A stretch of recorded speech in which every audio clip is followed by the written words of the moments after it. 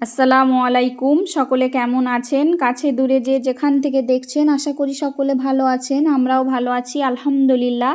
আজকে আমি ফুলকপির একটা মজাদার রেসিপি নিয়ে আসছি। গোপি মঞ্চুরিয়ান বলে এটাকে। খেতে তো অনেক মজা লাগে, আপনারা অবশ্যই একবার ট্রাই করতে পারেন। আমি এখানে একটা বড় সাইজের ফুলকপি নিয়েছি। তো ফুলকপিগুলোকে ছোট ছোট মিডিয়াম সাইজের টুকরো করে নিয়েছিলাম, নিয়ে পানিতে ডুবিয়ে রেখেছিলাম। আর এখানে এই যে ক্যাপসিকাম, পেঁয়াজ আর ধনেপাতা, কাঁচা লঙ্কা কুটি করে নিয়েছিলাম, মানে এই সাইজের করে পেঁয়াজগুলো কেটে নিয়েছিলাম, কেটে ছাড়িয়ে নিয়েছিলাম। আর ক্যাপসিকামটাকেও এই সাইজের করে টুকরো টুকরো করে নিয়েছি। একটা ক্যাপসিকাম নিয়েছিলাম আর 3টে পেঁয়াজ নিয়েছিলাম। আর এখানে এই যে পরিমাণ মতো পানি দিয়ে, সামান্য ওতে 2 চামচ নুন দিয়ে আমি ফুলকপিটাকে একটু সেদ্ধ করে নেব। একটু বলতে বেশি একদমই না, মানে ফুটে উঠলেই ওটাকে নামিয়ে নেব। তো এতে বেশি করে পানি দিয়ে দিয়েছিলাম, দিয়ে সব ফুলকপিগুলো ওতেই দিয়ে দেব। দিয়ে এই যে একটু সেদ্ধ করে নেব, মানে এই যে ফুটে উঠে গিয়েছে। তো এটাকে আমি একটা ঝুড়িতে পানিটা ঝরাতে দিয়ে দেব। এই যে পানিটা ঝরে গেলে এটাকে আমি একটা বাসন নিয়েছি, এই বাসনে ঢেলে নেব। পানিটা যেহেতু একদম ঝরিয়ে নেবার পর নেব।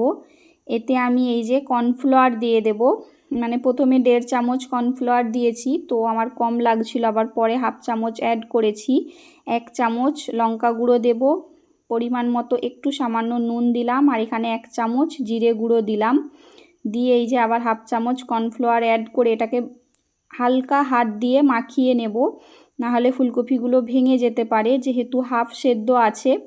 তো এইভাবে করে হালকা হাত দিয়ে এটাকে আমি মাখিয়ে নিচ্ছিলাম। তো এটা মাখানো প্রায় হয়ে গিয়েছে। এটাকে মাখিয়ে 5 মিনিটের মতো আমি রেখে দিয়েছিলাম।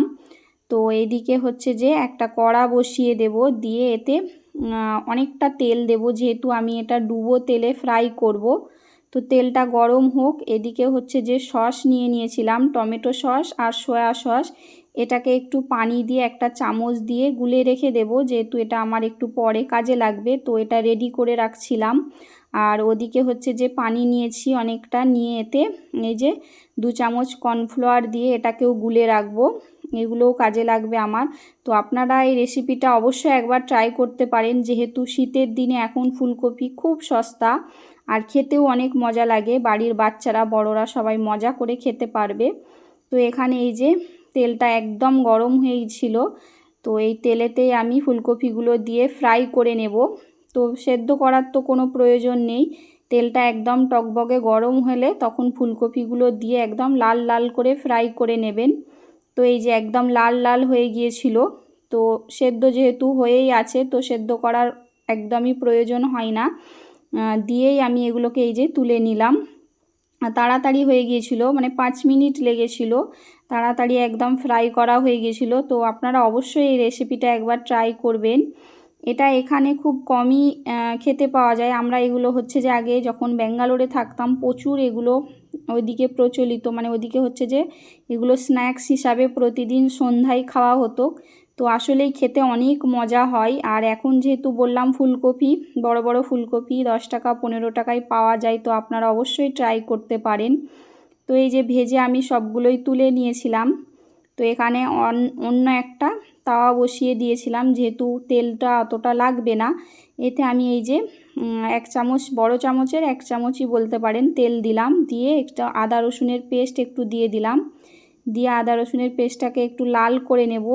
নিয়ে এতে এই যে ক্যাপসিকাম আর পেঁয়াজটা রয়েছে এতে দিয়ে দিলাম, দিয়ে এটাকে হালকাভাবে একটু নাড়াচাড়া করে নেব, মানে একটু ভেজে নেব। এই যে প্রায় ভাজা ভাজা হয়েই আসছে, তখন আঁচটাকে একটু কম রেখে আমি এটাকে ভেজে নিচ্ছিলাম। এতে এই যে সামান্য একটু পানি দিয়ে দেব, দিয়ে এটাকে কিছুক্ষণ রেখে দেব, আঁচে হতে থাকবে এটা। এতে এই যে সামান্য নুন দেব, সামান্য একটু লঙ্কা গুঁড়ো দেব, মানে 1 চামচের মতো নুন, 1 চামচ লঙ্কা গুঁড়ো, আর 1 চামচ হচ্ছে যে ধনে গুঁড়ো দেব। দিয়ে এটাকে একটু নাড়িয়ে ছাড়িয়ে কিছুক্ষণ রেখে দেব আবার।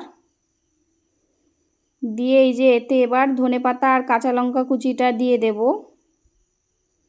দিয়ে এটাকে একটু শর্টে শর্টে করে নেব, মানে একদম শুকনো শুকনো করে নেব।